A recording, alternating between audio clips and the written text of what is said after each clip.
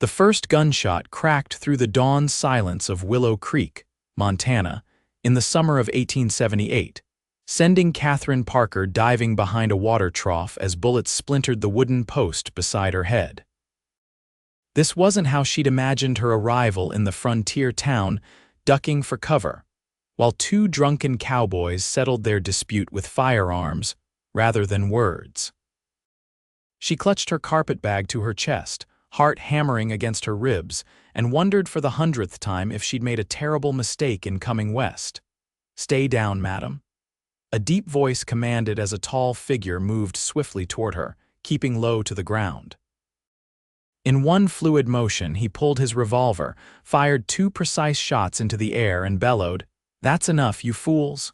There's a lady present." The shooting stopped abruptly. Catherine peeked over the trough to see the 2 cowboys lowering their weapons, looking both sheepish and surprised. "Now get on home before Sheriff Miller throws you both in jail," her rescuer called out. The men stumbled away, muttering apologies that were lost in the morning breeze. Only then did Catherine get a proper look at the man who'd intervened. He stood over 6 feet tall, with broad shoulders and a lean frame honed by hard work.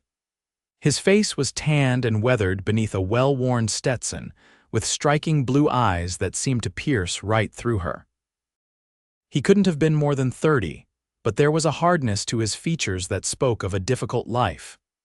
"You all right, madam?" he asked, holstering his weapon and offering her a calloused hand.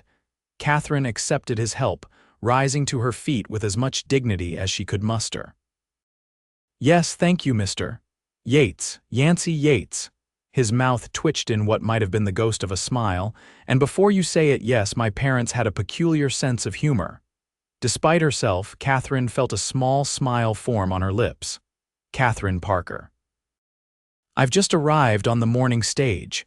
"Welcome to Willow Creek, Miss Parker," Yancy said, tipping his hat. "Though I apologize that your welcome included flying bullets, that's not our usual greeting for newcomers." "I should hope not." She brushed dust from her traveling dress, trying to regain her composure. "Is there somewhere a respectable woman might find lodging in this town? Widow Jenkins runs a boarding house for ladies just down the street. Clean, proper, and she serves the best flapjacks this side of the Mississippi." He gestured toward a neat white building with blue trim. "I'd be happy to escort you there." Catherine straightened her spine. "That won't be necessary, Mr. Yates. I'm perfectly capable of finding my way." Something flickered in those blue eyes' amusement, perhaps. "Never doubted it for a moment, Miss Parker, but those 2 might circle back, and I'd sleep better knowing you got to Widow Jenkins safely." She considered refusing again, but had to admit the logic of his argument. "Very well, thank you." As they walked side by side down the dusty Main Street, Catherine couldn't help but notice the respectful nods Yancy received from the townspeople beginning their day. He clearly held some standing in the community. "What brings you to our little corner of Montana?" he asked, carrying her carpetbag despite her initial protests. "I've accepted a position as the new schoolteacher," Catherine replied, keeping her gaze forward. "The previous one apparently left rather suddenly." Yancy chuckled. Miss Abernathy discovered that teaching 20 frontier children was considerably more challenging than she'd anticipated. Lasted 6 weeks before boarding the eastbound stage. Catherine lifted her chin. "I assure you, Mr. Yates, I'm made of sterner stuff."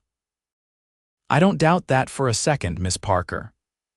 The way he said it made her glance up at him, but his expression revealed nothing beyond polite interest. They reached the boarding house, where a plump, gray-haired woman was sweeping the front porch. She looked up as they approached, her round face breaking into a welcoming smile. "Mrs. Jenkins," Yancy called. "I've brought you your new boarder. This is Miss Parker, the schoolteacher we've been expecting." "Oh, wonderful," Mrs. Jenkins exclaimed, setting aside her broom.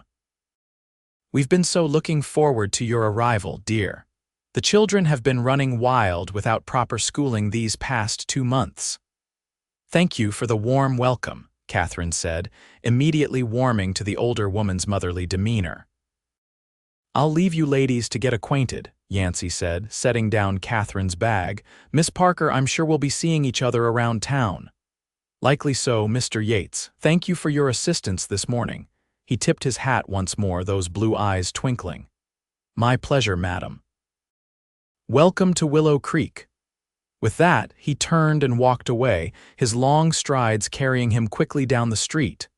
"That's a good man, that Yancy Yates," Mrs. Jenkins commented as she ushered Catherine inside. "Owns the largest cattle ranch in the county, the Double Y. Lost his parents to fever when he was just 19, raised his younger sister all on his own. Built that ranch up from nearly nothing. He seems capable," Catherine replied neutrally, though she found herself watching his retreating figure longer than necessary. "More than capable, my dear. Half the unmarried women in the territory have set their caps for him, but he doesn't seem interested in settling down." Mrs. Jenkins gave her a knowing look. "Now, let me show you to your room. You must be exhausted after your journey." Catherine followed the landlady up a narrow staircase, listening as she pointed out the amenities of the boarding house. But her mind kept returning to those piercing blue eyes and the confident way Yancy Yates had handled the morning's chaos. She had come west to escape her past and build something new, a respectable life as a teacher. The last thing she needed was a distraction in the form of a handsome rancher, no matter how gallantly he might rescue her from gunfights. Catherine unpacked her meager belongings in the small but clean room, setting her teaching credentials and letters of recommendation on the dresser. Her fingers lingered on the worn photograph of her parents, both long gone now. They would never have imagined their daughter ending up in a frontier town like Willow Creek. Neither had she, if she was being honest with herself. After washing away the dust of travel, Catherine changed into a fresh dress and made her way downstairs, where Mrs. Jenkins had prepared tea. "The school board will want to meet you tomorrow," the older woman said as she poured. "Mayor Thompson, Reverend Allen, and Dr. Williams make up most of it, and Yancy Yates, of course." Catherine nearly choked on her tea. "Mr. Yates is on the school board. Oh, yes. He was instrumental in getting the schoolhouse built 3 years ago. Said every child deserves an education, even if they're destined for ranch work. He's donated most of the books in the school library." Mrs. Jenkins handed her a plate of cookies. "The man may look like a typical cowboy, but he's got more education than most around here. They say he attended university back east for a time before his parents died." This new information didn't align with Catherine's initial impression of the man. She'd assumed he was just another frontier rancher capable with a gun and horses, perhaps, but little else. "I see," she said carefully. "I look forward to meeting with the board." "They're good people," Mrs. Jenkins assured her, "though they can be particular about who teaches their children." The last 2 teachers didn't last long. "I'm not easily discouraged," Catherine stated firmly. Teaching was more than a job to her, it was her chance at independence, at building a life on her own terms. "That's the spirit you'll need out here," Mrs. Jenkins nodded approvingly. "Now, would you like to see the schoolhouse this afternoon? It's not far, and it might help you prepare for tomorrow." Catherine agreed eagerly, and after finishing their tea, Mrs. Jenkins walked her to the simple wooden building at the edge of town. It was larger than Catherine had expected, with tall windows to let in the light and a bell tower rising from the front. "It's lovely," she said sincerely as Mrs. Jenkins unlocked the door.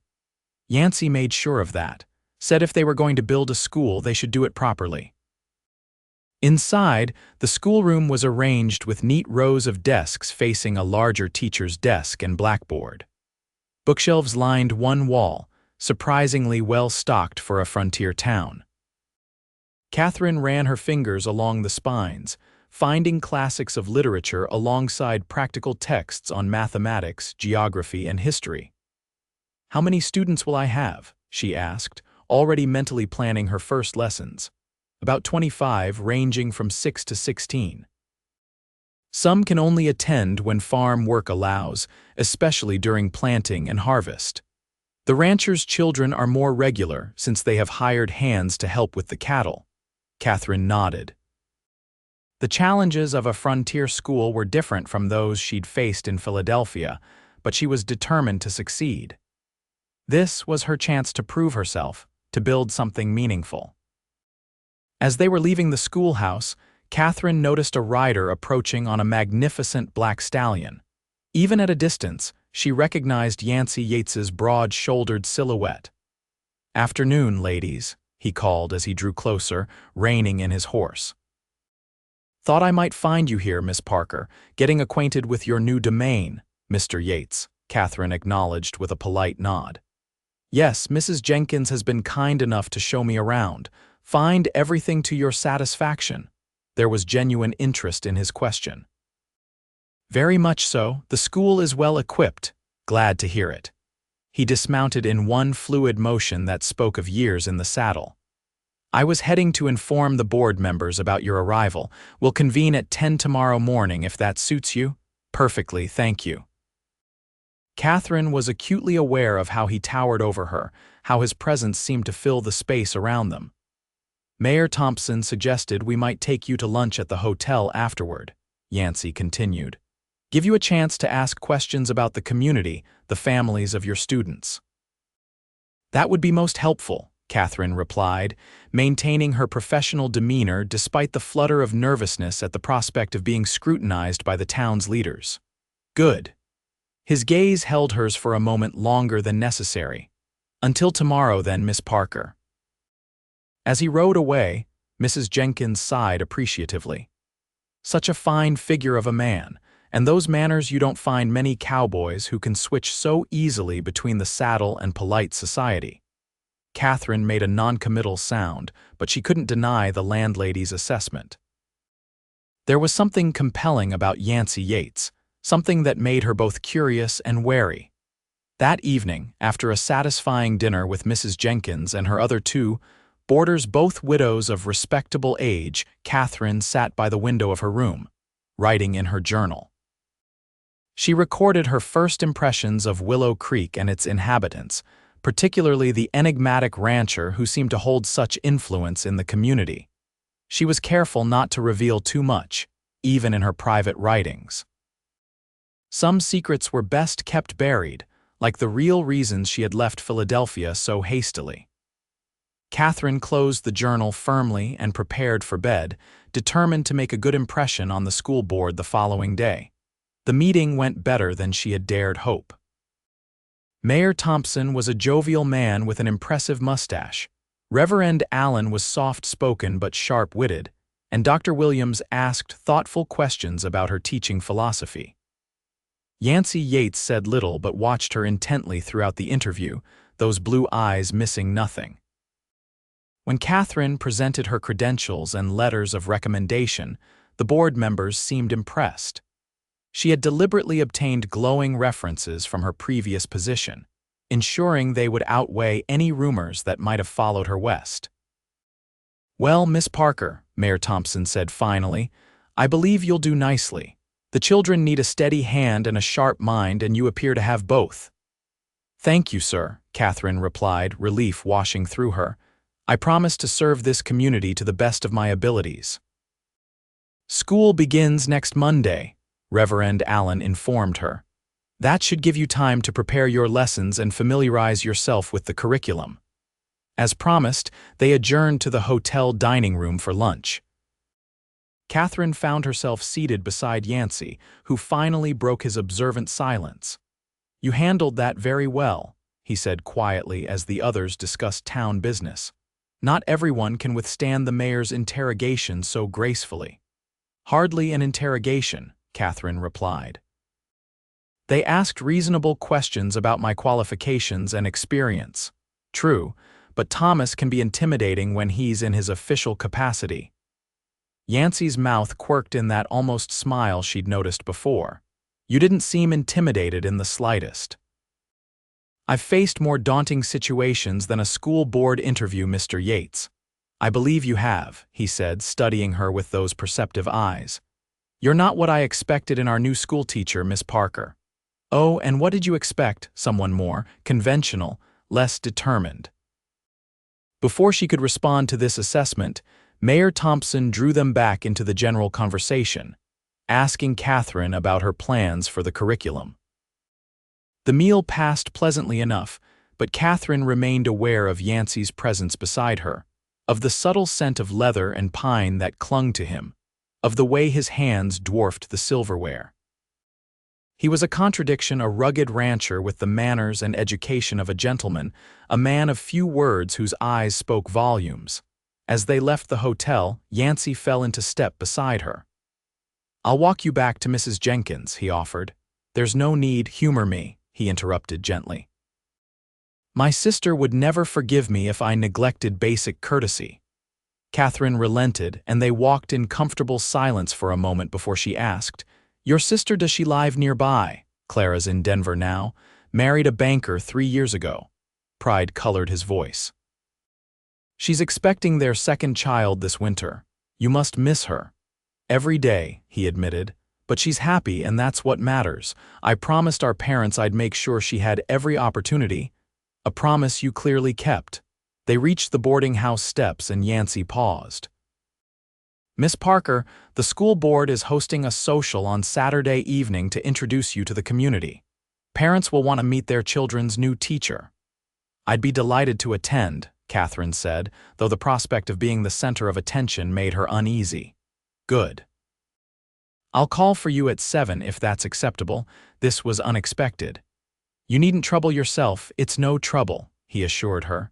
"Besides, arriving with a member of the school board will give you immediate standing with the parents." His reasoning was sound, but Catherine sensed there might be more to the offer than professional courtesy. Still, she could hardly refuse without appearing ungrateful. 7 o'clock then. "Thank you, Mr. Yates." He tipped his hat and left her at the door, his long strides carrying him quickly down the street. Catherine watched him go, a mixture of curiosity and caution swirling within her. Yancy Yates was intriguing, certainly, but getting entangled with any man was not part of her carefully constructed plans. The days leading up to the social were busy ones for Catherine. She spent hours in the schoolhouse, organizing materials and preparing lessons for students of varying ages and abilities. On Thursday, she met the local blacksmith's wife, who had 4 children of school age, and on Friday, several ranch families came to town specifically to introduce themselves and their offspring. Everyone she met seemed genuinely pleased to have a new teacher, though Catherine detected an undercurrent of skepticism from some of the fathers. They were polite but reserved, clearly waiting to see if she would prove more durable than her predecessors. Saturday evening arrived all too quickly. Catherine dressed with care in her best gown, a deep blue silk that brought out the color of her eyes and complemented her auburn hair. It was one of the few fine things she'd brought from her previous life, and though it was perhaps more elegant than the occasion required, she wanted to make a good impression. Mrs. Jenkins approved wholeheartedly. "You look lovely, my dear, the perfect combination of refinement and approachability." "Thank you," Catherine said, nervously smoothing her skirts. "I want the parents to feel confident in entrusting their children to my care." "They will," the landlady assured her. "You have a natural authority about you." At precisely 7 o'clock there was a knock at the door. Mrs. Jenkins hurried to answer it, and Catherine heard Yancy's deep voice greeting the older woman. Taking a steadying breath, she descended the stairs. Yancy stood in the entryway, hat in hand, dressed in a well-tailored dark suit that transformed him from rugged rancher to distinguished gentleman. His eyes widened slightly as he caught sight of her, and for a moment he seemed at a loss for words. "Miss Parker," he finally managed, "you look absolutely beautiful." The sincerity in his voice brought a flush to Catherine's cheeks. "Thank you, Mr. Yates, you're very kind." "Not kind," he corrected softly. "Just honest." Mrs. Jenkins beamed at them both. "Don't you make the handsomest couple, the whole town will be talking." "Mrs. Jenkins," Catherine protested, embarrassed. "Mr. Yates is simply escorting me as a professional courtesy." "Of course, dear," the landlady replied, not sounding convinced in the slightest. Yancy offered his arm with a smile. "Shall we, Miss Parker?" The mayor's wife has been cooking for 2 days in preparation for this event. The social was held in the town hall, a spacious building that served multiple purposes in Willow Creek. When they arrived, the room was already filled with families with children of all ages, older couples and young men and women who seemed more interested in each other than in meeting the new schoolteacher. Mayor Thompson spotted them immediately and bustled over, his wife in tow. "Miss Parker, Yancy, come in, come in. Martha has been eager to meet our new educator." Mrs. Thompson proved to be as effusive as her husband was jovial. She took Catherine's hands in her own, exclaiming over her gown and assuring her that everyone was simply thrilled to have a teacher of her caliber in their humble town. "You must meet everyone," she insisted, pulling Catherine away from Yancy's side and into the crowd. For the next hour, Catherine was introduced to so many people that she feared she would never remember all their names. Parents presented their children, who ranged from shy to boldly curious about their new teacher. She tried to fix each face in her memory, knowing it would make her first days in the classroom easier if she could call her students by name. Throughout it all, she was aware of Yancy watching her from across the room. Whenever she glanced his way, his eyes were on her, thoughtful and appreciative. Several times, young women approached him, clearly hoping for his attention, but his gaze invariably returned to Catherine. Finally, Mrs. Thompson released her, and Catherine made her way to the refreshment table, grateful for a moment to catch her breath. She was reaching for a glass of punch when Yancy appeared at her side. "You've made quite an impression," he remarked, filling a cup for her. "I believe Mrs. Thompson is already planning to name her first grandchild after you." Catherine laughed, the sound surprising her. It had been some time since she'd felt genuinely amused. "She's very enthusiastic. That's one word for it." Yancy handed her the punch. "How are you holding up? Martha's introductions can be exhausting." "I'm fine, truly. Everyone has been most welcoming." "They're good people," he said, his eyes scanning the crowd. "Salt of the earth, most of them. They work hard, love their families, and want better for their children than they had themselves. That's where you come in." "I understand the responsibility," Catherine assured him. "And I take it very seriously." "I know you do. It's evident in everything you say and do." His gaze returned to her, warm and appreciative. "Would you care to dance? The musicians are setting up now." Catherine hesitated. Dancing with Yancy would only fuel the already growing speculation about their relationship. Mrs. Jenkins' comment about them making a handsome couple suggested that people were already drawing conclusions. "I'm not certain that would be wise," she said carefully. "As the new teacher, I should maintain a certain professional distance." Something flickered in his eyes, disappointment perhaps. "Of course, I understand completely." Before the moment could become awkward, they were joined by Dr. Williams and his wife, a pleasant woman who asked intelligent questions about Catherine's teaching methods. The conversation soon expanded to include several parents, and the potentially difficult moment passed. As the evening wore on, the music grew livelier, and many of the townspeople took to the dance floor. Catherine watched from the sidelines, enjoying the obvious pleasure the community took in each other's company. This was what she had hoped to find in coming west, a place where she might belong, where she could build a new life free from the shadows of her past. "A penny for your thoughts," Yancy said, appearing beside her once more. "I was just thinking how fortunate these children are," she replied. "To grow up in a community where everyone knows and cares for one another." "It has its advantages," he agreed, "and its challenges. Everyone knowing your business can be stifling at times, I can imagine." Catherine wondered briefly what secrets Yancy Yates might be keeping behind those perceptive blue eyes. "Miss Parker," he said suddenly, "would you permit me to show you something? It won't take long." Curiosity piqued, she nodded. "What is it? You'll see." He offered his arm again. "It's not far." They slipped out of the town hall relatively unnoticed, as most of the attendees were focused on the dancing. The evening air was cool and fresh after the warmth of the crowded room, and Catherine breathed deeply, appreciating the scent of pine from the surrounding forests. Yancy led her across the town square to the schoolhouse. "I have a key," he explained, unlocking the door. "As a board member." "Mr. Yates, what are we doing here?" Catherine asked, puzzled but not alarmed. Something about his manner reassured her that his intentions were honorable. "Something I thought you should see before classes begin." He lit a lamp and guided her to the back of the classroom, where a door she hadn't noticed before stood slightly ajar. "This is what I wanted to show you." He pushed the door open fully, revealing a small room lined with bookshelves. But it was what sat in the center of the room that caught Catherine's breath: a beautiful piano, its polished wood gleaming in the lamplight. "A piano," she whispered, moving toward it as if drawn by an invisible force. "It was my mother's," Yancy explained, his voice soft with memory. "After she died, I couldn't bear to have it in the house, but I couldn't sell it either. When the school was built, I donated it, thought the children should have music in their education." Catherine ran her fingers lightly over the keys, producing a gentle cascade of notes.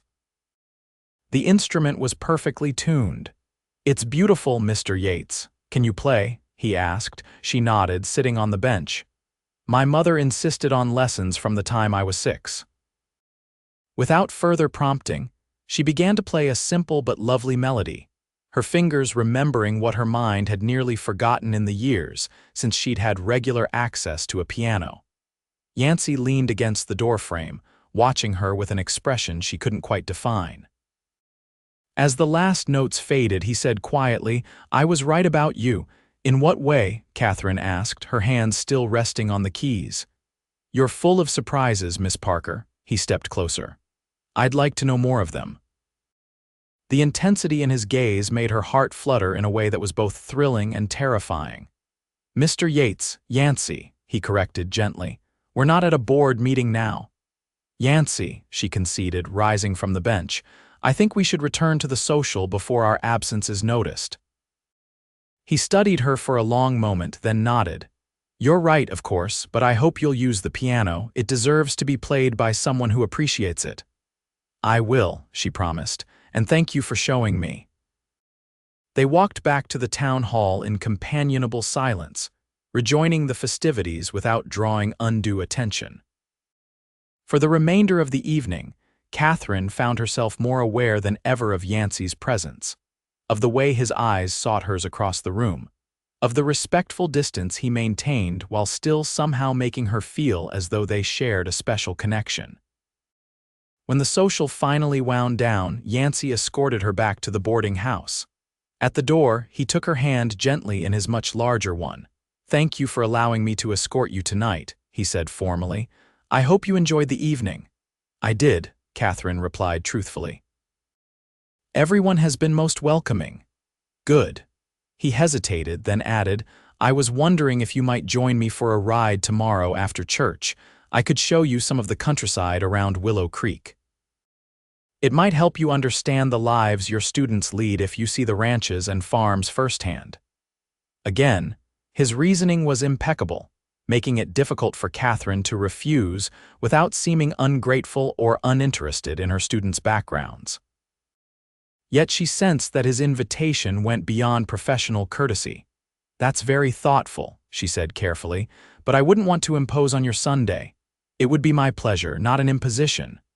His thumb brushed lightly over her knuckles, sending an unexpected thrill up her arm. "Besides, Clara would never forgive me if I didn't ensure our new schoolteacher had a proper introduction to Montana territory."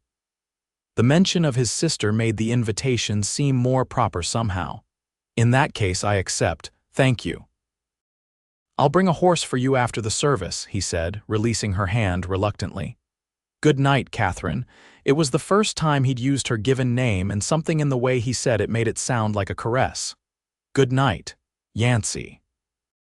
He waited until she was safely inside before departing, his footsteps fading into the quiet night. Catherine leaned against the closed door, her heart racing with emotions she hadn't expected to feel again: excitement, attraction, and beneath it all, a warning whisper of caution. Yancy Yates was exactly the kind of man she had vowed to avoid, perceptive enough to uncover her secrets, compelling enough to make her want to share them. Getting involved with him would complicate the simple, respectable life she was trying to build in Willow Creek. Yet as she prepared for bed, Catherine couldn't deny the anticipation she felt at the prospect of spending more time with him. Tomorrow's ride would be a test of her resolve, of her ability to maintain the professional distance she knew was necessary.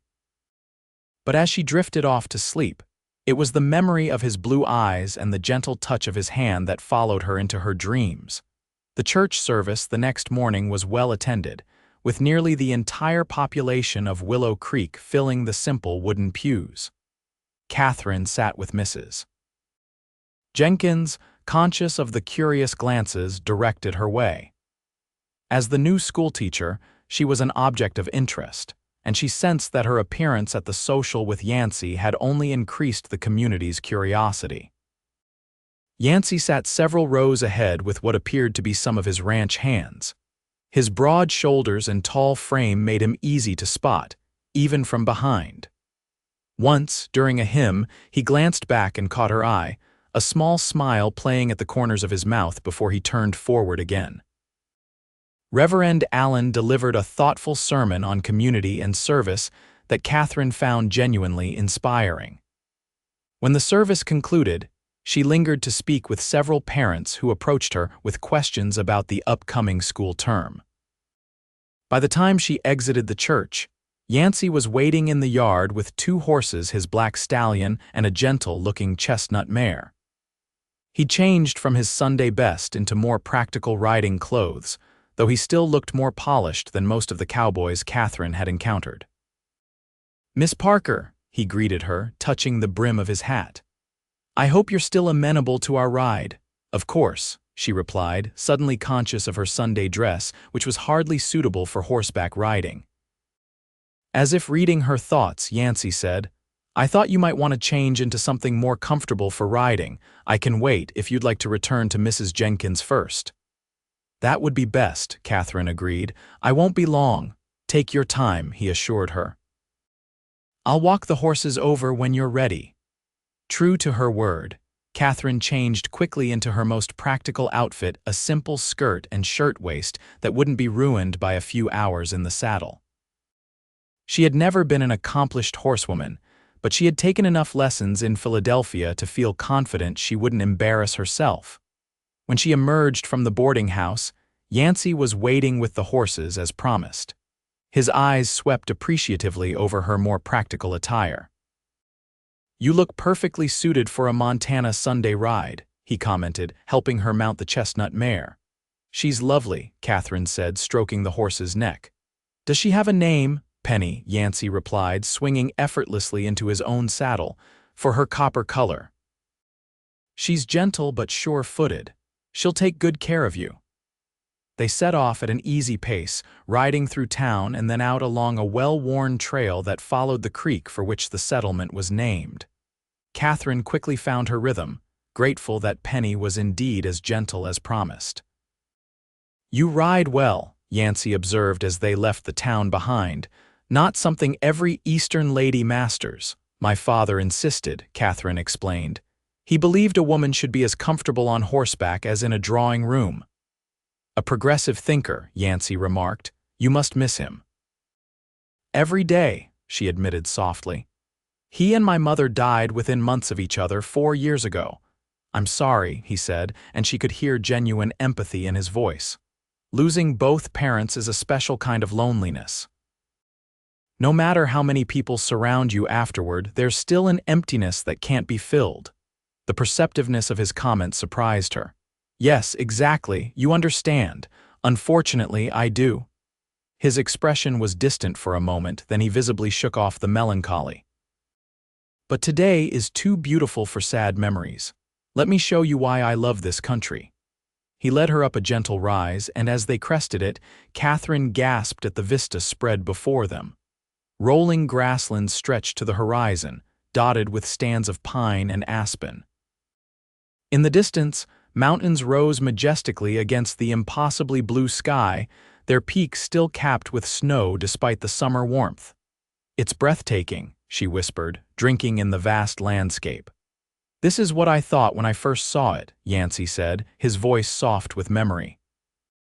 "I was 16 when my parents decided to move west. Father had been a lawyer back in Ohio, but he had a romantic notion about ranching. Mother went along with it because she loved him, though I think she missed civilization more than she ever admitted. And you, did you miss Ohio?" He considered the question. "Not the place itself, but I missed the certainty of the future I'd expected. University, perhaps law like my father. Out here, everything had to be reimagined. But then..." He gestured at the landscape. How could anyone regret ending up in a place like this? They rode on, Yancy pointing out landmarks and sharing stories about the area. He showed her where Willow Creek joined the larger river that eventually fed into the Missouri, where the best fishing spots were, and which meadows bloomed most spectacularly with wildflowers in the spring. Around midday, they stopped in a grove of aspens beside a clear stream. Yancy produced a simple but appetizing lunch from his saddlebags: bread, cheese, dried fruit, and a bottle of lemonade. "Mrs. Jenkins' contribution," he explained as he spread a blanket on the ground. "She insisted you'd need sustenance." "She's very thoughtful," Catherine said, settling onto the blanket, "and apparently very supportive of our outing." Yancy's eyes crinkled with amusement. "Mrs. Jenkins has been trying to marry me off for years." "I think she's decided you're a suitable candidate." Catherine felt her cheeks warm. "Mr. Yates, Yancy," he corrected gently. "Yancy," she conceded. "I should make it clear that I didn't come to Willow Creek seeking. That is, my intentions are solely professional. I came here to teach." He studied her for a long moment, his expression unreadable. "And why Willow Creek specifically?" "There are schools looking for teachers all over the country, many in more established communities than ours." It was a reasonable question, but one Catherine had hoped to avoid. "I wanted a fresh start," she said carefully. "Somewhere I could build something meaningful, running from something or towards something." His perception was uncomfortably acute. "Does it matter?" she countered. "It might."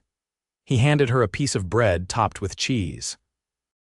"Everyone in Willow Creek came from somewhere else, Catherine. Most had reasons for leaving those places behind. We don't generally pry, but..." He hesitated. "If there's trouble following you, it would be better to know now." The directness of his question startled her. "There's no trouble," she assured him, meeting his gaze steadily. "Nothing that would bring harm to the community or the school." He held her eyes for a long moment, then nodded, seemingly satisfied. "Good, that's all I needed to know." They ate in companionable silence for a while, listening to the gentle rustling of the aspen leaves and the bubbling of the stream. Catherine found herself relaxing in a way she hadn't in months, perhaps years. There was something about the vast openness of the landscape that made her own troubles seem smaller, more manageable. "Tell me about your students," she said eventually. "What should I expect when school begins tomorrow?" Yancy seemed pleased by the question. "They're a diverse group." "The Thompson boys are bright but mischievous. Keep an eye on them, or they'll have the whole class in an uproar. Little Emma Williams is shy but gifted with numbers. The Hawkins children from the Sawmill haven't had much formal education, but they're eager to learn." Catherine listened attentively as he described each child, impressed by how well he knew them. "You take a real interest in the school," she observed. "Education changed my father's life," Yancy explained. "He was a farmer's son who worked his way through law school. He always said knowledge was the one thing no one could take from you." A shadow crossed his face. "When we came west and everything else fell apart, that proved true. The skills and knowledge he'd gained served him well, even when his law books were gathering dust." "He sounds like a remarkable man." "He was." Yancy's expression softened. "You would have liked him, I think, and he would have approved of you thoroughly." Something in the way he said it made Catherine's heart beat faster. "You hardly know me," she pointed out. "I'm a good judge of character," he replied simply. "And I've seen enough to know that you're exactly what this town needs in a teacher: intelligent, determined, and genuinely concerned for your students' welfare." His praise warmed her, but Catherine remained wary of his interest. She had learned the hard way that charm and sincerity could mask less honorable intentions. As if sensing her retreat, Yancy changed the subject, telling her stories about the early days of Willow Creek and the characters who had shaped the community. By the time they packed up their picnic and remounted, the sun was beginning its westward descent. Rather than returning directly to town, Yancy took her on a slightly different route that passed by several farms and eventually his own ranch, the Double Y. Catherine was impressed by the neat buildings, well-maintained fences, and obvious prosperity of the operation. "You've built something significant here," she commented as they rode past corrals where magnificent horses grazed. "It's been my life's work since Father died," Yancy acknowledged. "He started with almost nothing, just a small claim and a dozen cattle. Now we run over 2,000 head and breed some of the best horses in the territory. You should be proud." "I am," he said simply. "But lately, I've been thinking there should be more to life than just adding to the herd each year." Before Catherine could respond to this revealing statement, they were approached by an older man on horseback, clearly one of Yancy's ranch hands. "Boss," the man called, touching his hat respectfully when he noticed Catherine. "Madam, sorry to interrupt, but there's a situation with the new bull that needs your attention." Yancy frowned slightly. "Is it urgent, Pete?" "Afraid so. He's broken through the north pasture fence and the men are having trouble containing him." Yancy sighed. "I'll be right there." He turned to Catherine apologetically. "I'm sorry to cut our ride short." "Please, don't apologize," she assured him. "Your responsibilities must come first." "Pete can escort you back to town," Yancy suggested, but Catherine shook her head. "That's not necessary. I can find my way. It's a straight road from here." Yancy looked doubtful. "I don't like the idea of you riding back alone." "I'll be perfectly fine," Catherine insisted. "It's broad daylight and Penny knows the way, I'm sure." After a moment's hesitation, Yancy nodded. "If you're certain, Penny will indeed take you straight home if you give her her head." He reached over and briefly covered Catherine's hand with his own. "Thank you for joining me today. I enjoyed it more than I can say." The simple sincerity in his voice touched her. "As did I. Thank you for showing me this beautiful country." With a final lingering look, Yancy turned his horse and rode off with Pete, leaving Catherine to make her way back to town alone. As promised, Penny seemed to know exactly where to go, requiring minimal guidance. As she rode, Catherine reflected on the day and on the man who had orchestrated it. Yancy Yates was unlike anyone she had ever known, a complex blend of frontier rancher and educated gentleman, of practical businessman and dreamer. His interest in her was flattering, certainly, but also dangerous to the carefully ordered new life she was trying to create. Getting involved with a man of his standing in the community would place her under even more scrutiny than she already faced as the schoolteacher. And if he ever discovered the real reason she had fled Philadelphia, Catherine shuddered at the thought. No, it was better to keep their relationship strictly professional, no matter how compelling she found his company. She had come to Willow Creek for a fresh start, not to risk her heart and reputation on a handsome rancher with perceptive blue eyes. By the time she reached Mrs. Jenkins' boarding house, Catherine had firmly resolved to maintain appropriate boundaries with Yancy Yates. She would be polite but distant, professional but not personal. It was the only sensible course. As she dismounted and led Penny to the hitching post, Mrs. Jenkins emerged from the house, eyes twinkling with curiosity. "Did you have a pleasant ride, dear?" she asked, her tone suggesting she was hoping for details of a romantic nature. "Very educational," Catherine replied neutrally. "Mr. Yates was kind enough to show me the surrounding countryside. It will help me understand my students' lives better." Mrs. Jenkins looked disappointed at this prosaic description. "I'm sure it will. Will Yancy be joining us for dinner?" "No, he had ranch business to attend to," Catherine explained, unhitching Penny's reins. "I should return his horse to the livery stable." "Oh, leave her tied there," Mrs. Jenkins suggested. One of Yancy's men will collect her later, I'm sure. They always do. Her knowing tone suggested this wasn't the first time one of Yancy's horses had been temporarily abandoned at her hitching post. Catherine wondered briefly whose mounts they had been, and what other women had caught Yancy's interest before her arrival. The thought brought an unexpected twinge of, was it jealousy? Ridiculous. She had no claim on the man, nor did she want one. Come inside and rest, Mrs. Jenkins urged. Tomorrow's your first day of school, you'll want to be well prepared. Catherine allowed herself to be led inside, grateful for the reminder of her true purpose in Willow Creek. Tomorrow she would begin the work she had come to do, the foundation of the new life she was determined to build. After a light dinner with Mrs. Jenkins and the other boarders, Catherine retired to her room to make final preparations for her first day of teaching. She reviewed her lesson plans, organized her materials, and laid out her most professional-looking dress for the morning.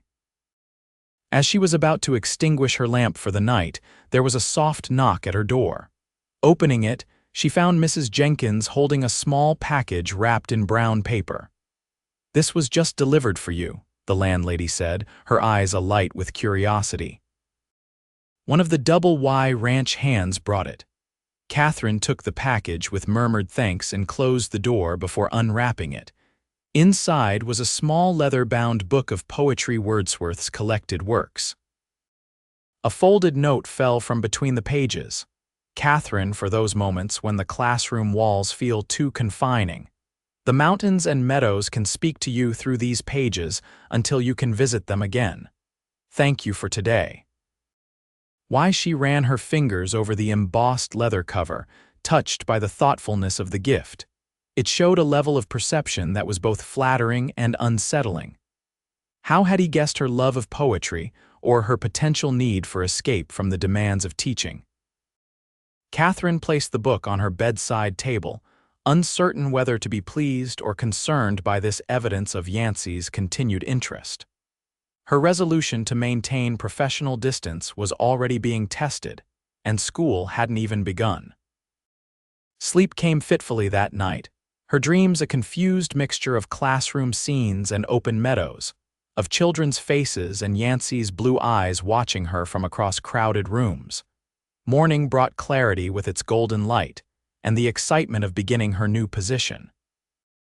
Catherine dressed carefully in a high-necked navy dress that conveyed appropriate authority while still being practical for a day of teaching. She pinned her hair in a neat but simple style and wore her mother's small gold brooch at her throat, a talisman of sorts for this important day. Mrs. Jenkins had prepared a hearty breakfast, insisting that Catherine would need her strength. "Teaching is harder work than most people realize," she said wisely, "especially with 25 young minds to corral." Fortified by food and strong coffee, Catherine made her way to the schoolhouse well before the appointed hour. She wanted time to settle herself, to arrange the classroom exactly as she wished before the first students arrived. The morning was crisp and bright, the kind of late summer day that hinted at the approaching autumn. As she unlocked the schoolhouse door, Catherine felt a surge of anticipation. This was what she had trained for, what she loved, the opportunity to shape young minds, to open doors of possibility through education. She was arranging books on her desk when she heard the first tentative footsteps on the porch. Looking up, she saw a small girl with blonde braids peering around the doorframe, clutching a slate and a small bunch of wildflowers. "Good morning," Catherine said warmly. "You're my first student, won't you come in?" The girl approached shyly, holding out the flowers. "These are for you, Miss Parker. Mama said teachers like flowers." "They're beautiful, thank you." Catherine accepted them with a smile. "And what's your name?" "Emma Williams. My papa is the doctor." "Ah, yes, Dr. Williams. I met him at the school board meeting. It's very nice to meet you, Emma." "Would you like to choose your desk?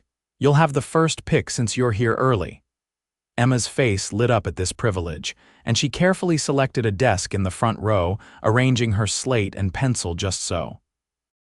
Catherine found a jar for the wildflowers and placed them on her desk, where they added a cheerful touch to the orderly classroom. More children arrived in ones and twos, some accompanied by parents who wanted to meet the new teacher themselves. Catherine greeted each one by name when she could, thanks to Yancy's detailed descriptions and her own efforts to memorize the student roster. By 8 o'clock, the classroom was full of chattering children ranging from 6 to 16 years of age. Catherine rang the small bell on her desk, and the room gradually quieted as curious eyes turned toward her. "Good morning," she said, projecting her voice to reach the back row. "I am Miss Parker, and I am very pleased to be your new teacher. We have much to learn together this year, but first, I would like to learn about each of you." She proceeded to call the roll, asking each student to stand briefly and share one thing they hoped to learn.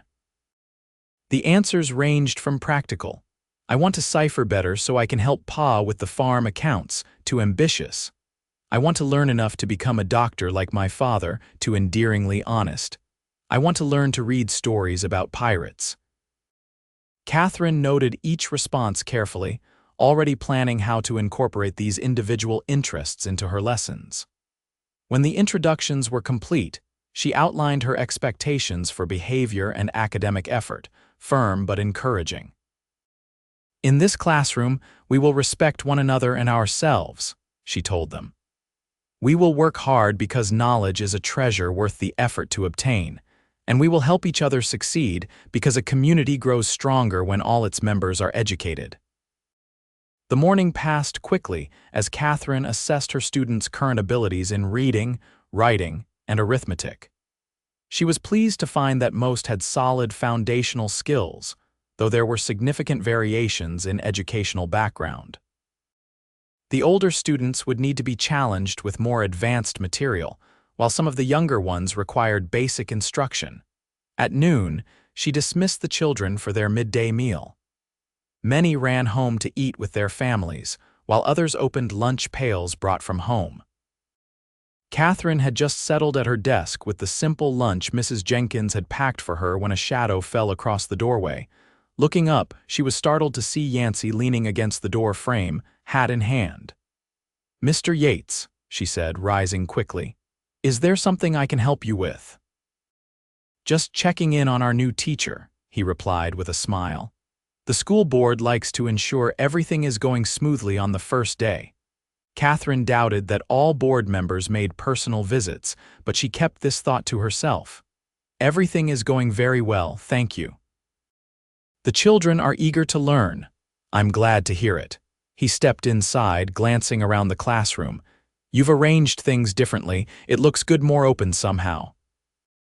"I thought the circular arrangement for the younger children would encourage participation," Catherine explained, "while keeping the older students in traditional rows for more focused study." Yancy nodded approvingly. "Innovative, I like it." His eyes fell on the book of poetry he'd sent, which Catherine had placed on her desk. "Ah, I see you received my small gift." "Yes, thank you, it was very thoughtful." "Have you had a chance to read any of it yet?" "Only briefly," she admitted. "I was quite focused on preparing for today." "Of course." He moved closer, his presence filling the small space between her desk and the first row of student desks. "I was wondering if you might join me for dinner at the hotel restaurant this evening to celebrate your first day of teaching."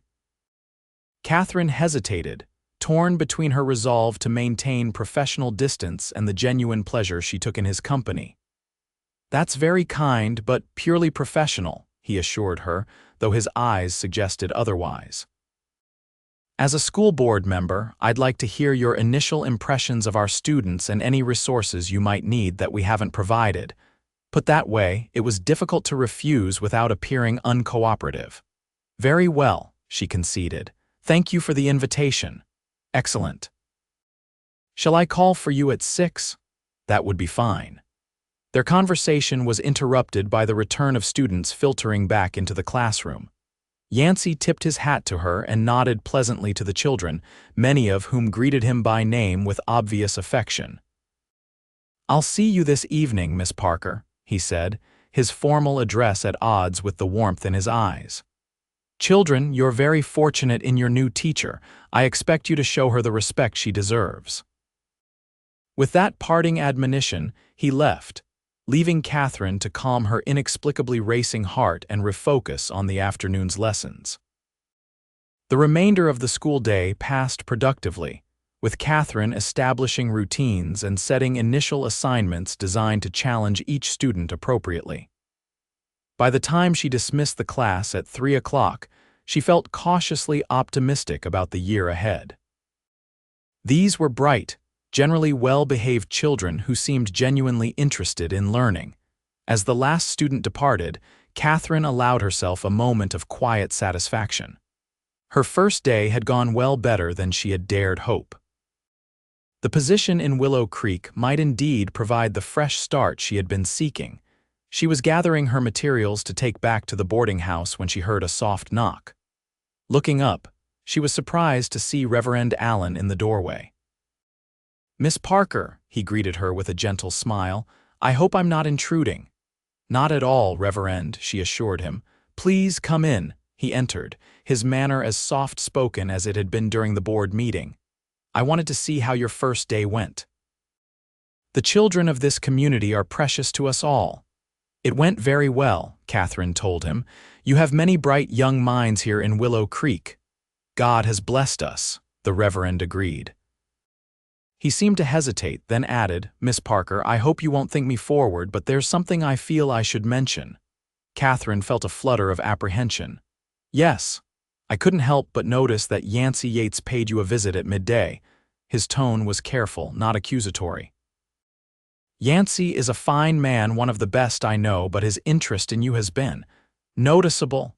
"We are merely professional acquaintances," Catherine said quickly.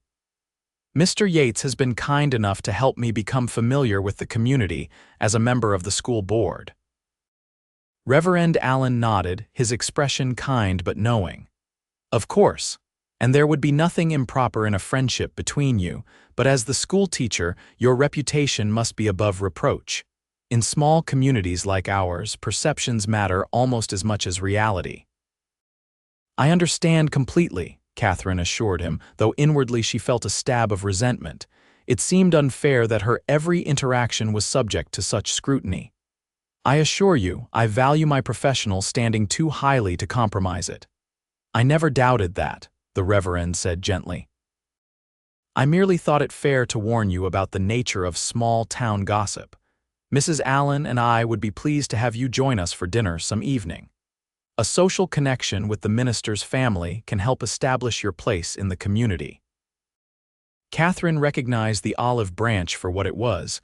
"That's very kind. I would be delighted to accept." "Wonderful. I'll have Mrs. Allen send you a note with the details." He moved toward the door, then paused. "Miss Parker, please don't misunderstand my caution as disapproval. Yancy Yates is like a son to me. I've known him since he was a boy. There are few men I respect more." With that enigmatic parting comment, the Reverend left, leaving Catherine to wonder exactly what message he had been trying to convey. A warning about Yancy's intentions. Or perhaps a subtle blessing of them, provided appearances were maintained either way. It confirmed what she already knew in Willow Creek. Her actions would be observed and judged by the entire community. The freedom she had hoped to find in the West came with its own set of constraints. Back at the boarding house, Catherine changed for her dinner with Yancy, selecting a dress that struck a balance between appropriate formality and feminine appeal, a deep green that complemented her auburn hair and fair complexion. She was pinning up her hair when Mrs. Jenkins knocked and entered with a knowing smile. "Yancy's downstairs," she announced. "Looking very handsome, I might add." "Thank you, Mrs. Jenkins," Catherine replied, securing a final hairpin. "This is merely a professional dinner to discuss the school." "Of course it is, dear," the landlady agreed, her tone making it clear she believed nothing of the sort. Just as all those rides Clara took with Mr. Jenkins before they were engaged were merely to discuss the weather. Catherine chose to ignore this comment, gathering her shawl and small reticule. "Please don't wait up, I won't be late." "Take all the time you need," Mrs. Jenkins called after her as she descended the stairs. Young people should enjoy themselves. Yancy was waiting in the parlor, looking indeed very handsome in a well-tailored suit that emphasized his broad shoulders and lean frame. He rose when Catherine entered, his eyes warming appreciatively as they took in her appearance. "You look lovely," he said simply. "Thank you." Catherine was determined to set a professional tone from the outset. "I'm looking forward to discussing the student's progress with you." A flicker of amusement crossed his face at her deliberate formality, but he played along, offering his arm with exaggerated correctness. "Shall we proceed to the hotel, Miss Parker? I've taken the liberty of reserving a table." The hotel restaurant was the finest establishment in Willow Creek, though it would have been considered modest in a larger city. Still, the tablecloths were clean, the silverware polished, and the menu offered more variety than Catherine had expected. Yancy seated her with gentlemanly courtesy and took the chair opposite, where the lamplight cast intriguing shadows across his strong features. After they had ordered, he leaned forward slightly, his manner becoming more direct. "Now that we've established the proper appearance of a school board consultation for any observers," he said with a hint of irony, "tell me honestly, how was your first day?" His perceptiveness startled a laugh from Catherine. "You knew about Reverend Allen's visit." "Small town," Yancy reminded her, "and Thomas Allen has been watching out for me since I was 16. He means well." "He seems like a good man," Catherine acknowledged. "And to answer your question, my first day went very well. The children are bright and generally well behaved. Even the Thompson boys," Yancy asked skeptically. "They tested boundaries," Catherine admitted, "but responded well to firm guidance." They discussed the students for some time, with Yancy offering insights into family backgrounds that might affect academic performance or behavior. Catherine was impressed by his knowledge and genuine concern for each child. "You would have made an excellent teacher yourself," she observed as their meal was served. "I considered it once," he admitted, "before my parents died, but the ranch needed me and Clara was still young." He shrugged. "Life takes unexpected turns." "Yes," Catherine said softly, thinking of her own diverted path. "It certainly does." Yancy studied her for a moment, then asked quietly, "What unexpected turn brought you to Willow Creek, Catherine? And please don't say it was just the teaching position. There's more to it than that."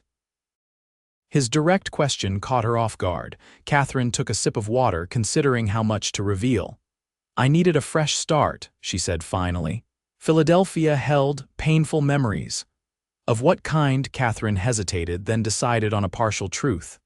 "I was engaged to be married. It ended badly." Yancy's expression darkened. "He hurt you, not physically," she hastened to assure him, "but yes, in other ways." "I'm sorry," he said, and she could hear the genuine regret in his voice. "Some men don't deserve the women who love them." "Perhaps I was fortunate to discover his true character before marriage rather than after," Catherine suggested, trying to lighten the moment. "But it left me cautious, understandably so." Yancy's gaze was steady, assessing. "Is that why you've been keeping me at arm's length?" "Because you're afraid of being hurt again." The directness of the question startled her. "Mr. Yates, Yancy," he corrected softly. "Yancy," she conceded. "I came to Willow Creek to teach. My position requires me to maintain a certain reputation in the community, becoming involved with anyone would complicate that." "Life is complicated," he pointed out. "Avoiding complications often means avoiding the best parts of living." "That may be true for some," Catherine acknowledged, "but for me, right now, my work must come first." Yancy seemed about to argue, then visibly reconsidered. "I understand, and I respect your dedication to your students," he smiled slightly. "But I hope you won't object if I continue to take an interest in the school and its teacher." Before Catherine could formulate a response to this diplomatic persistence, they were interrupted by Mayor Thompson and his wife, who stopped by their table on their way out of the restaurant. "Miss Parker, Yancy," the mayor boomed jovially. "Discussing school business, I see. Excellent, excellent." How was the first day with our young scholars? The conversation turned to safe, public topics, and by the time the Thompsons moved on, the moment for personal revelations had passed. The remainder of the meal was pleasant, but less intimate, with Yancy respecting the boundaries Catherine had tried to establish. As they walked back to the boarding house in the gathering twilight, however, Yancy returned to their interrupted discussion. "Catherine," he said quietly, "I want you to know that I understand your caution. After what you've been through, it's only natural." "Thank you," she replied, uncertain where he was leading, "but I also want you to know that I'm not the man who hurt you in Philadelphia. I don't give up easily on things or people that matter." He stopped walking, turning to face her in the soft glow of a street lamp. "I believe you and I could have something worth exploring when you're ready." Catherine's heart beat faster at the quiet certainty in his voice. "Yancy, you don't need to say anything now," he assured her. "Just know that I'm patient and remarkably stubborn according to my sister." Despite herself, Catherine smiled at this self-assessment. "I'm beginning to see that." They had reached the boarding house steps. Yancy took her hand gently in his thumb tracing a light pattern across her knuckles. "Thank you for joining me tonight. I enjoyed it very much." "As did I," Catherine admitted, finding it impossible to lie when those blue eyes were focused so intently on her. For a moment she thought he might kiss her, and worse, she realized she wanted him to. But Yancy merely raised her hand to his lips for a brief, formal salute that nevertheless sent warmth cascading through her. "Good night, Catherine," he said softly. "Sleep well." "Good night, Yancy." As she watched him walk away, Catherine knew her carefully constructed walls were in danger. Yancy Yates was not a man easily denied, especially when what he wanted aligned so closely with her own secret desires. The weeks that followed fell into a pattern. Catherine threw herself into teaching, finding genuine fulfillment in the progress her students made under her guidance. She established herself in the community, attending church regularly and accepting dinner invitations from the Allens and other respectable families. Yancy maintained a presence in her life that was careful yet persistent. He visited the school occasionally in his capacity as a board member, always professional in the presence of students, but with a warmth in his eyes that was for her alone. Sometimes he would leave small gifts on her desk, a particularly beautiful pine cone, an interesting rock from the creek bed, once a perfect wild rose carefully preserved between pages of a book. These tokens required no response, but reminded her constantly of his continued interest. They were joined by notes brief, thoughtful observations about books they had both read, or comments on the changing seasons that revealed a poetic sensibility she found increasingly attractive. Catherine tried to maintain her professional distance, but found herself looking forward to these small connections. Against her better judgment, she began responding with notes of her own, sharing observations about her students or the community that she thought might interest him. One crisp October afternoon, as the aspens turned golden on the surrounding hillsides, Catherine dismissed her students early so she could prepare for the harvest festival the following day. The school would be closed for the celebration, and her students were too excited about the upcoming festivities to focus on their lessons. She was arranging student artwork for display at the festival when she heard a now familiar step on the porch. Looking up, she saw Yancy in the doorway, hat in hand as always when he entered the schoolhouse. "I thought I might find you here," he said, stepping inside. The children seemed unusually energetic as they ran past the general store. Catherine laughed. "I surrendered to the inevitable." No one's mind was on arithmetic today, not with pie contests and horse races to look forward to tomorrow. Wise decision. He moved closer, examining the colorful drawings pinned to the walls. "These are good. You've brought out talents many of these children didn't know they had." "They've always had the ability," Catherine corrected gently. "They just needed the opportunity to express it." Yancy smiled at her, that slow, warm smile that never failed to quicken her pulse. "And that's what makes you an exceptional teacher, Catherine Parker. You see the potential in everyone." She felt her cheeks warm at the compliment. "Not everyone has hidden depths, Mr. Yates," she teased, deliberately using his formal name. "Don't they?" He moved closer still, close enough that she could detect the clean scent of soap and leather that she had come to associate with him. "I think most people are more complex than they appear at first glance. Take you, for instance." "Me?" Catherine took an instinctive step backward, bumping into her desk. "Yes, you." His blue eyes held hers, searching. The proper schoolteacher with her neat pinned hair and high-necked dresses. Always correct, always appropriate. But then there's the woman who rides across open country with her hair coming loose in the wind, the woman who plays Chopin with such passion that it brings tears to the eyes, the woman who writes notes about wildflowers with the soul of a poet. Catherine swallowed hard, unnerved by how accurately he had observed her, by how clearly he seemed to see past her carefully constructed facade. "You make me sound like two different people." "Not different," he corrected softly. "Just more complete than you allow most people to see." He reached out slowly, giving her plenty of time to move away, and tucked a strand of hair behind her ear. "I'd like to know all of you, Catherine, not just the parts you think are safe to show." His touch, though fleeting, left her skin tingling. "That's not possible," she managed, though her resolve was weakening with every moment in his presence. "Why not?" Yancy's question was gentle but insistent. "What are you so afraid of?" "I'm not afraid," she protested automatically. "Aren't you?" He stepped back slightly, giving her space. "You came to Willow Creek running from something or someone. You keep everyone at a careful distance. You're building a life here, but you won't let yourself fully live it." His perception cut too close to the truth. "You don't understand," Catherine said, turning away to arrange papers on her desk with trembling hands. "Then help me understand," Yancy urged. "Whatever it is, Catherine, it can't be as bad as you think." She gave a short, humorless laugh. "You can't possibly know that. Try me." His voice was steady, offering strength rather than judgment. For a moment, Catherine was so tempted to unburden herself, to share the weight of secrets she had carried alone for too long. But fear held her back. If Yancy knew the full truth about her past, would he look at her with the same warmth, the same admiration? Or would his eyes fill with the disgust and condemnation she had fled from in Philadelphia? "I can't," she whispered. "Please don't ask me to." Yancy was silent for a long moment, then sighed. "All right. Not today, but someday. I hope you'll trust me enough to share whatever burden you're carrying."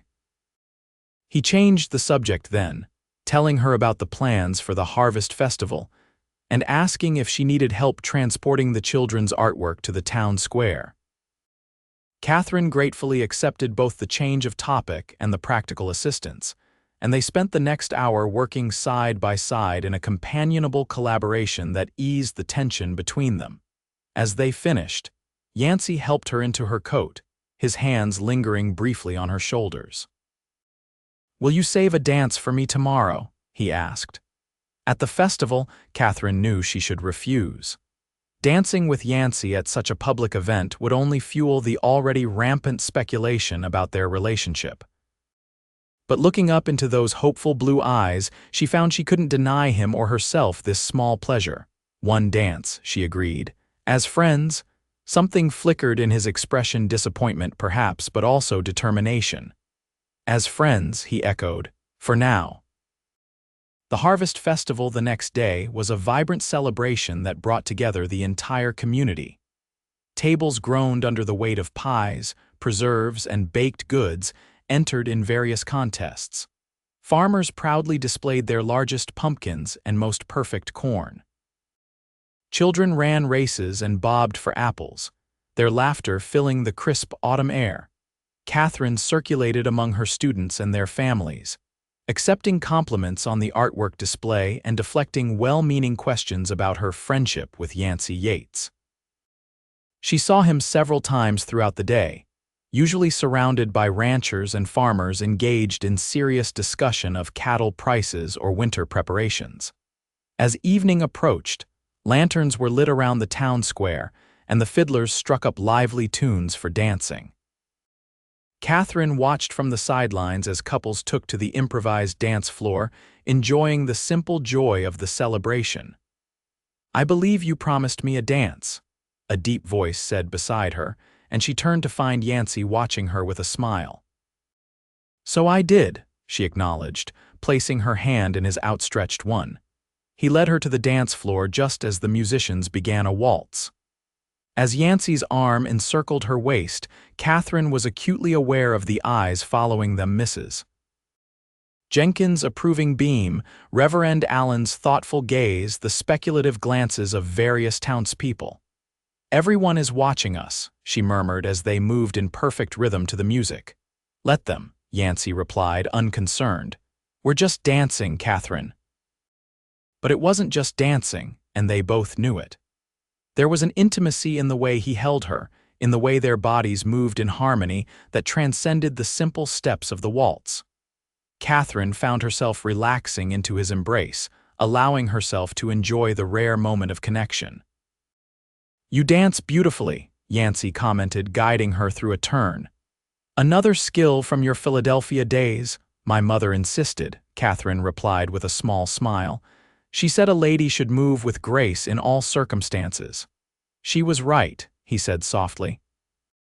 "You do move with grace, Catherine, in everything." The genuine admiration in his voice touched her deeply. For a fleeting moment, she allowed herself to imagine a different life, one where she could accept the affection so clearly offered in Yancy's blue eyes, where her past didn't stand like a wall between them. The waltz ended all too soon, and Catherine reluctantly stepped back from Yancy's embrace. "Thank you for the dance," she said formally. "The pleasure was entirely mine," he replied, his eyes saying much more than his words. "Perhaps another," Catherine shook her head reluctantly. "I think one is enough for tonight. People will talk." "People always talk," Yancy pointed out. "It's what they do in small towns." "Exactly why I should be careful," she insisted. As the schoolteacher, you're entitled to enjoy the harvest festival like everyone else," he interrupted gently, "including dancing with a friend." Before she could respond, they were joined by Mayor Thompson and his wife, followed closely by Dr. Williams and Reverend Allen. The conversation turned to the success of the festival and plans for the upcoming Thanksgiving celebration, effectively ending their private exchange.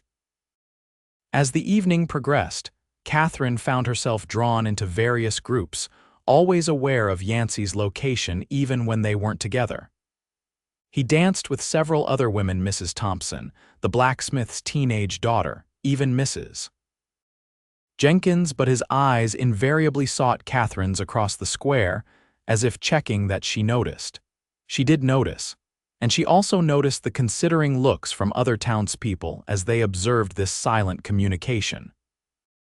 By the time she decided to return to the boarding house, Catherine was uncomfortably aware that her relationship with Yancy, whatever it might be, was a subject of community interest.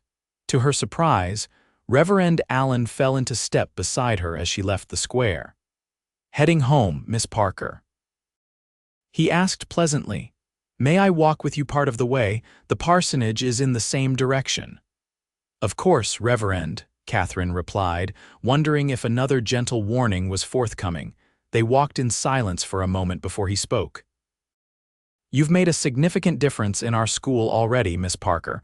The children speak of you with real affection and respect." "Thank you," Catherine said, genuinely pleased by this assessment. "They're wonderful children." "Yes, they are." He paused, then added carefully, "I've also noticed that you and Yancy have become friends." Catherine tensed slightly. "Mr. Yates has been very helpful as a school board member." "I'm sure he has." The Reverend's tone was mild. "Yancy takes all his responsibilities seriously. It's one of his finest qualities." He glanced at her. "But I think his interest in you goes beyond professional courtesy, Miss Parker." Reverend Allen, he held up a hand. "Please, let me finish. When I spoke to you before, I may have given the impression that I disapproved of a potential attachment between you and Yancy. That wasn't my intention. This was unexpected." "It wasn't?" "No," he said firmly. Yancy is like a son to me. After his parents died, Martha and I tried to provide whatever guidance we could to him and Clara. I've watched him build the Double Y into one of the finest ranches in the territory through sheer determination and hard work. I've seen him sacrifice his own happiness to ensure his sister's future. He stopped walking, turning to face Catherine directly. What I haven't seen until recently is Yancy take a personal interest in his own future and finding someone to share it with. He's been alone too long, focused only on work and responsibility. Catherine wasn't sure how to respond to this unexpected confidence. I'm not certain what you're suggesting, Reverend. I'm not suggesting anything, he said with a gentle smile. I'm merely observing that Yancy Yates is a good man who deserves happiness. And that you, Miss Parker, are a fine woman who has brought light into our community. He resumed walking. Whatever develops between you, friendship or something more, has my blessing, for what that's worth. They had reached the boarding house steps. Catherine paused, trying to formulate a response to this surprising reversal of what she had perceived as the Reverend's earlier caution. "Thank you for walking with me," she said finally, "and for your insights. You're very welcome, Miss Parker." Reverend Allen tipped his hat. "Good night. And may God guide your path, wherever it may lead." As he continued toward the parsonage, Catherine remained on the steps, pondering their conversation. The Reverend's apparent blessing of a potential relationship with Yancy removed one obstacle she had been hiding behind the concern about community approval of such an attachment. But the greater obstacle remained. Her own past, the secrets she kept, the fear of rejection if the truth were known. Could she ever trust Yancy or anyone enough to reveal who she really was, and what had driven her from Philadelphia? The question followed her into restless dreams, where Yancy's blue eyes alternately warmed with affection and cooled with disgust as shadowy figures from her past whispered accusations in the background. November brought colder weather and the first dusting of snow to Willow Creek. The schoolhouse was kept warm by a pot-bellied stove that Yancy made sure was well supplied with firewood, often delivering cords himself rather than sending one of his ranch hands. These visits were brief but significant, building a pattern of casual interaction that gradually lowered Catherine's defenses. They would discuss the weather, the students' progress, books they had both read, safe topics that nevertheless created a growing sense of connection between them. As Thanksgiving approached, the children grew excited about the upcoming 4-day holiday. Many of the ranch families would be traveling to visit relatives in neighboring communities, while others would host large gatherings of their own. "What are your plans for Thanksgiving, Miss Parker?" Emma Williams asked during the lunch break on the Friday before the holiday. "Will you be cooking a turkey?" "I'll be joining Mrs. Jenkins and her other boarders," Catherine explained. "Mrs. Jenkins makes the turkey and we each contribute something to the meal. What will you make?" Another child asked curiously. "My mother's cranberry relish," Catherine replied with a smile. It was always her special contribution to our Thanksgiving table.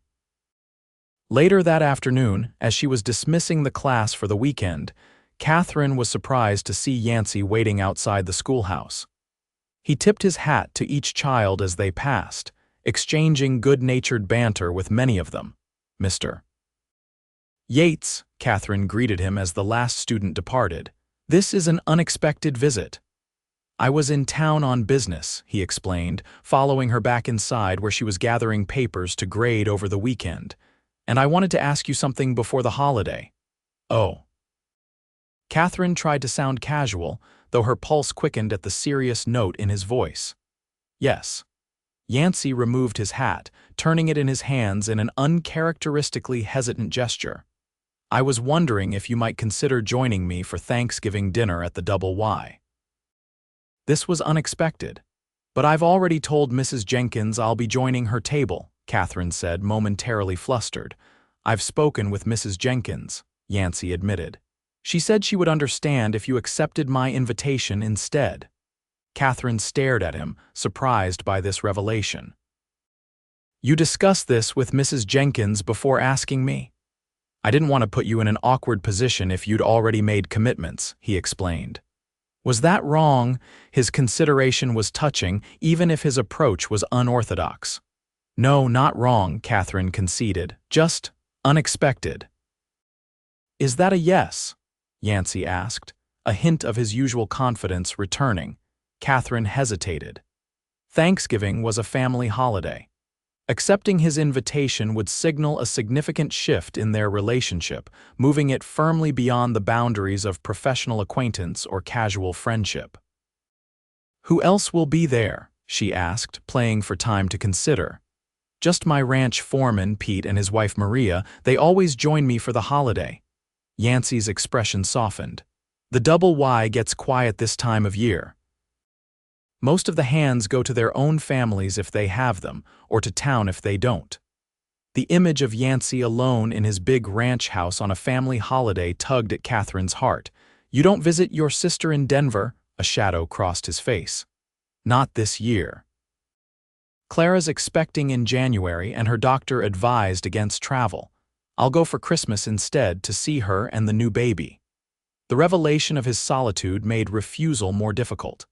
In that case, Catherine said carefully, I would be honored to join you for Thanksgiving dinner. If you're sure Mrs. Jenkins truly doesn't mind. She doesn't, Yancy assured her, his face lighting with pleasure at her acceptance. In fact, she seemed quite delighted by the idea. I'm sure she did, Catherine thought wryly, imagining the landlady's matchmaking satisfaction. What time should I arrive? She asked, practical considerations taking precedence now that the decision was made. I'll come for you, Yancy said immediately. Around noon. Dinner will be at 2, but I thought you might enjoy seeing the ranch in daylight. It's different in winter. That would be lovely, Catherine agreed, already wondering what she should wear, what she could bring as a contribution to the meal. As if reading her thoughts, Yancy added, You needn't bring anything. Maria is an excellent cook, and she's been planning this meal for weeks. Nevertheless, I'd like to contribute something, Catherine insisted. Perhaps my mother's cranberry relish. I was planning to make it for Mrs. Jenkins' table anyway. If it would make you happy, Yancy conceded with a smile, Maria will appreciate the help, I'm sure. With arrangements made, he departed, leaving Catherine to wonder if she had made a wise decision. Spending Thanksgiving at the Double Y would certainly fuel the town's speculation about their relationship speculation that was already running rampant after their dance at the Harvest Festival. Yet she couldn't deny the pleasure she felt at the prospect of spending the holiday with Yancy in his home, of seeing the ranch that clearly meant so much to him, of sharing a meal that represented family and belonging. For the first time since arriving in Willow Creek, Catherine allowed herself to imagine a future that included more than just her teaching career, a future that might include Yancy Yates and the life he had built at the Double Y. It was a dangerous imagining, she knew. The secrets of her past still stood between them, unspoken but ever present. But as she prepared for the Thanksgiving holiday, Catherine found herself hoping that perhaps, someday, those secrets might matter less than the connection growing between them.